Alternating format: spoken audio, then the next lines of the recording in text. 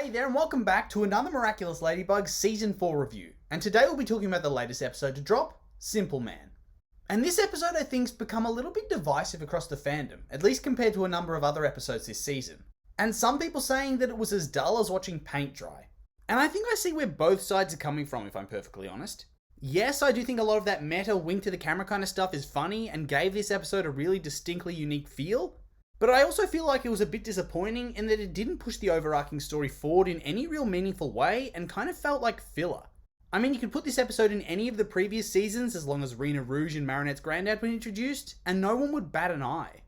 And this is made even worse by the fact that filler was something that we were definitely promised would not appear this season. So yeah, I think it's safe to say I understand where everybody's coming from. I think it's still good, a good decent episode, but it's not great, and it's definitely nowhere near perfect. But with all that being said, let's jump into the review. We start off the episode, once again, in Marinette's room. And I swear they really love opening episodes here with all the Kwamis. Seriously, almost all of Season 4 seems to start off in this room. And I know it's such a weird thing to get annoyed by, but it just really gets to me. Like, can you change up the script? Please? We get it. She has a whole lot of Kwami she needs to take care of. It's been established. Let's move on.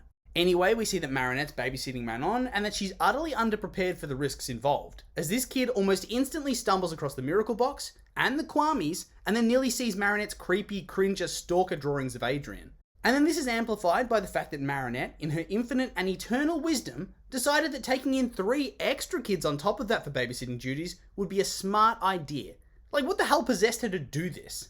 How does she think a teenager is going to be able to adequately care for 4 small kids at the same time with no help? Talk about biting off more than you can chew. Parents struggle with this. And for God's sake, why did she not prepare? Why is all her stuff so easy to get to? If you're a secret vigilante or have an enormous crush on somebody, you should really try and make the evidence a bit harder to find, especially when you have pre-organized babysitting duties. Or at the very least, don't let the kids in your room. The building's pretty big. Have you heard of a living room? And it's not like she'd be in her parents' way because they're not even home. This is a big smooth brainer moment for sure. And I mean, it gets so bad that they actually find the Kwamis. Come on now, try a bit harder, Marinette. And then of course she does what every good authority figure does. Pawns them off to the TV so she can relax and chucks on a cartoon. Hell yeah. And then she doubles down on being a very responsible babysitter by making plans with Adrian to go help him on a modelling shoot, and unveils her deeply creepy and unsettling grand plan to win his heart directly in front of the kids. Because that's going to teach them all about healthy relationships, I'm sure. Also, is Adrian pregnant in one of those drawings? Or is he just fat? Please explain. And then she tries to leave them alone in her room while she goes off with a boy. What? How old are these kids? 5? 6? Gonna leave them alone? Come on now. I'm sorry, but this is actually rage-inducing. For someone that harps on about personal responsibility and telling Cat Noir to take his job seriously, she's failing pretty miserably when her crush gets involved. Luckily for her, she realizes that leaving the kids on their own is a terrible idea, but she still decides to try and dump them with somebody else. But since her parents are out at a chocolate fair and her grandma's in China chilling with Faye from the Shanghai special, who does she choose? The granddad she didn't even know existed until season 3 and was estranged from his son for years. So yeah, he'd definitely be a great choice with the kids. Looks like Marinette's trying to challenge Gabe as the smoothest brain character in the show this episode. And then she gets there and he doesn't even want to look after the kids because it would be too complicated, and then he just wants to bake. And then when he actually tries to engage with them and have fun and teach them to play darts and build potato cannons, he gets scolded and told he has to watch cartoons instead. And then she just ups and leaves. Nice. Not gonna lie, if these were my kids, I'd be pretty mad if the babysitter took them and dumped them with some random old dude without permission at a completely different address. Stranger danger much, Marinette? Although, all that aside, I did enjoy the old guy going full boomer on the Ladybug and Cat Noir film and not understanding anything that's going on.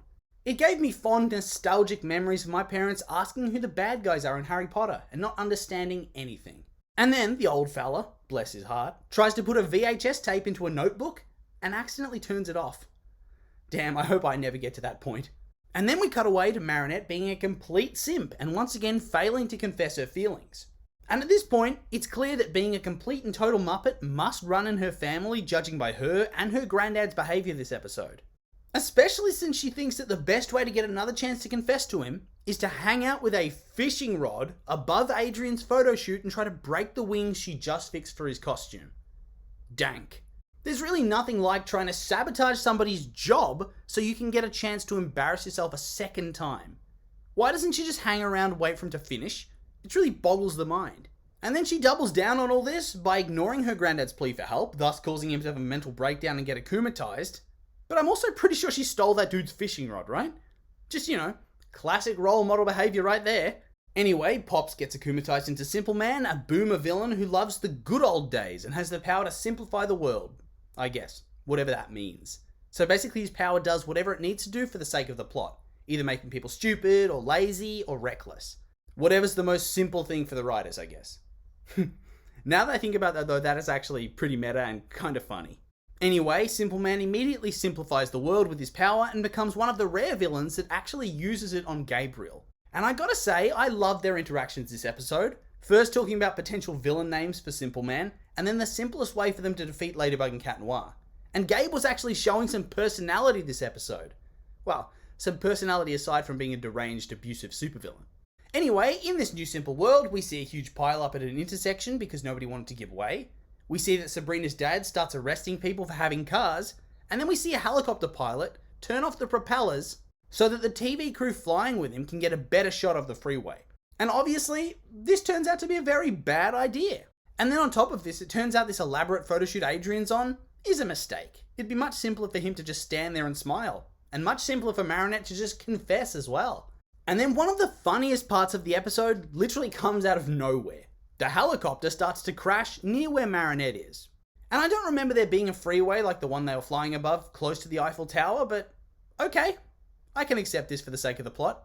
Anyway, Marinette thinks the simplest thing would be to just transform and save them, but luckily, Tiki still has her brain intact, and whilst they discuss places for her to transform in secret, the chopper actually crashed.